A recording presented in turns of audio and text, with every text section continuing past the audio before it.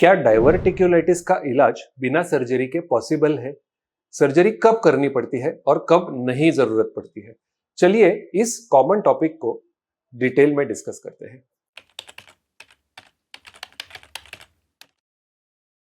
नमस्ते, मैं doctor Aditya Kulkarni, gastro and cancer specialist, OSS clinic Pune में प्रैक्टिस करता हूं और मेरा एरिया ऑफ इंटरेस्ट है पेट के और डाइजेस्टिव सिस्टम के वेरियस डिजीज कंडीशन और उसकी laparoscopic and robotic surgical treatment. मेरे एरिया ऑफ इंटरेस्ट में मैंने 5000 से भी ज्यादा ऑपरेशन परफॉर्म किए हैं। अब हम डिस्कस करेंगे डाइवर्टिक्यूलाइटिस के बारे में और डाइवर्टिक्यूलाइटिस की सर्जिकल ट्रीटमेंट कब नेसेसरी होती है, कब जरूरत पड़ती है, कब नहीं पड़ती है, कैसे सर्जरी की जाती है, क्या ये इमरजेंसी में करनी पड़ेगी, क्या इसको प्लान करके आगे जाकर भी किया जा सकता है, और एक बहुत इंपॉर्टेंट सवाल, क्या पेट खोलना पड़ता है और क्या स्टोमा बैग लगाना पड़ेगा, टॉयलेट का रास्ता क्या बाहर निकालना पड़ेगा। बहुत ही कॉमन डाउट्स है, पेशेंट के मन में स्ट्रेस होता है, टेंशन होता है इन चीजों को लेके। तो आज के वीडियो में सारी चीजों को मैं डिटेल में आपको एक्सप्लेन करूंगा। तो सबसे इंपॉर्टेंट और फर्स्ट क्वेश्चन, क्या डाइवर्टिक्यूलाइटिस का इलाज बिना सर्जरी के किया जा सकता है? तो yes, definitely it is possible. Diverticulitis का इलाज बिना सर्जरी के पॉसिबल है। In fact majority of the cases जो हम डाइवर्टिक्यूलाइटिस के ट्रीट करते हैं, इन्हें सर्जरी की जरूरत नहीं पड़ती है। इस आंसर को थोड़ा डिटेल में देखने के लिए हम डाइवर्टिक्यूलाइटिस के नेचुरल हिस्ट्री को समझना बहुत जरूरी है। लगभग 85 to 90% जो डाइवर्टिक्यूलाइटिस के केसेस हम देखते हैं, ये सिंपल डाइवर्टिक्यूलाइटिस होता है, यानी कि कोलॉन के अंदर का जो पाउच है, ये जिसे हम डाइवर्टिक्यूला कहते हैं, वो स्टूल की वजह से या बैक्टीरिया फंस जाने की वजह से इन्फेक्ट हो जाता है, इन्फ्लेमेशन हो जाता है, स्वेलिंग हो जाता है। इसे हम डाइवर्टिक्यूलाइटिस के नाम से जानते हैं। मेजॉरिटी ऑफ द टाइम जब हम इसकी ट्रीटमेंट स्टार्ट करते हैं, जब हम आईवी एंटीबायोटिक्स या ओरल एंटीबायोटिक्स पेशेंट को स्टार्ट करते हैं और उनका डाइट जो है वो थोड़ा चेंज करते हैं, 85 to 90% ऑफ द टाइम ये पेशेंट इसी ट्रीटमेंट के साथ में इंप्रूव हो जाते हैं। कभी कभी अगर ज्यादा पेन हो, अगर ज्यादा पेट में गैस बन रहा हो, तो पेशेंट को हमें एडमिट करना जरूरी पड़ता है। एडमिट करके हम आईवी फ्लूइड देते हैं, एंटीबायोटिक देते हैं, कुछ पेन किलर दवाइयां देते हैं। इससे मेजॉरिटी ऑफ द टाइम बिना किसी सर्जरी के ये बीमारी ट्रीट हो सकती है। तो सर्जरी का इंडिकेशन कब आता है? वो कॉम्प्लिकेटेड केसेस में आता है, जब डाइवर्टिक्यूलम यानी कि जो कोलॉन का जो पाउच है वो इन्फेक्ट होकर फट जाता है, यानी कि वहां पर जो बलून है वो फटने की वजह से पस फिल्ड कोई एब्सेस क्रिएट हो जाता है या फिर पेट के अंदर वो बर्स्ट हो जाता है। इसे हम कहते हैं कॉम्प्लिकेटेड डाइवर्टिक्यूलाइटिस। और जब कॉम्प्लिकेशन होते हैं तो हमें ट्रीटमेंट को एस्केलेट करना पड़ता है, इंक्रीज करना पड़ता है। तो इसका मतलब क्या है कि कॉम्प्लिकेटेड डाइवर्टिक्यूलाइटिस है, यानी कि कोलॉन के अगल बगल में पाउच फटने की वजह से कुछ एब्सेस क्रिएट हो गया है, और एब्सेस क्रिएट हो गया है तो उसे हम कभी कभी नीडल से या फिर ड्रेन डालकर ट्रीट भी कर सकते हैं। Again this is not a surgical procedure, इसे हम लोकल एनेस्थेशिया में पेशेंट के बेड साइड पे ही परफॉर्म कर सकते हैं। इसे कोई एनेस्थेशिया या कोई सर्जरी की जरूरत नहीं पड़ती है। तो अगेन कुछ कॉम्प्लिकेटेड केसेस को भी हम बिना सर्जरी के मैनेज कर सकते हैं। और सर्जरी जो होती है वो कभी कभी इमरजेंसी में करनी पड़ती है। तो इमरजेंसी सर्जरी कब करनी पड़ती है? कि जब कई सारे जो डाइवर्टिक्यूला है वो फट गए हैं और पूरे पेट के अंदर पस फैल चुका है, जिसे हम सेप्सिस और पेरिटोनाइटिस के नाम से जानते हैं। तो इसमें इमरजेंसी सर्जरी कभी कभी करनी पड़ सकती है। कभी बार बार और बड़े बड़े एब्सेस बन रहे हैं, और एब्सेस कभी कभी ऐसे सिचुएशन में है कि उसको नीडल से या ड्रेन से हम ट्रीट नहीं कर सकते, पस निकाल नहीं सकते, तो फिर हमें इसे ऑपरेशन करके निकालना जरूरी पड़ता है। Again that is one indication कि इमरजेंसी सर्जरी करनी पड़ सकती है। कभी कभी कोलॉन में इतनी ज्यादा स्वेलिंग हो जाती है कि वो रास्ता पूरी तरह से ब्लॉक हो जाता है और पेशेंट को इंटेस्टिनल ऑब्स्ट्रक्शन हो सकता है।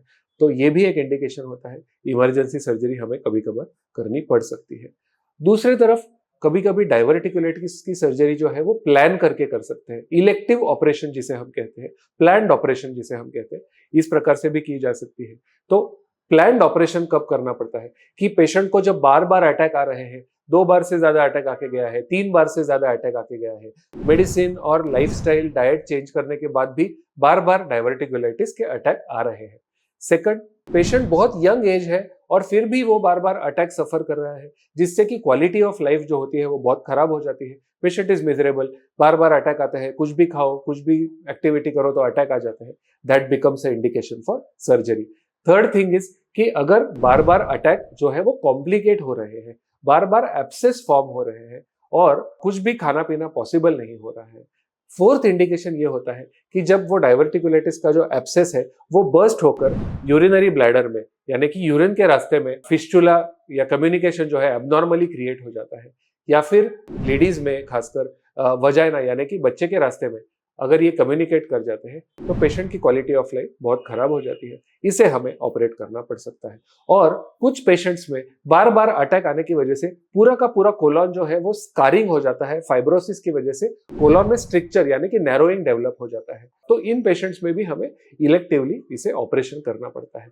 जब हम ऑपरेशन की बात करते हैं तो जो अफेक्टेड कोलॉन का हिस्सा है, जिसमें कि 15-20 सेंटीमीटर जिसमें कि डाइवर्टिक्यूले बन रहे हैं, इसको हम पूरी तरह से रिमूव कर देते हैं और बचा हुआ जो हेल्दी कोलॉन होता है वो नीचे वाले हेल्दी कोलॉन के साथ में या रेक्टम के साथ में हम इसको जोड़ देते हैं। और मेनी और टाइम्स आजकल हम इस ऑपरेशन को लेप्रोस्कोपिक या रोबोटिक सर्जरी से परफॉर्म करते हैं, जिससे कि पेशेंट का एब्डोमेन या पेट जो है वो पूरी तरह से खोलने की जरूरत नहीं पड़ती है और ये ऑपरेशन बहुत ही छोटे छोटे कट्स में से परफॉर्म किया जाता है।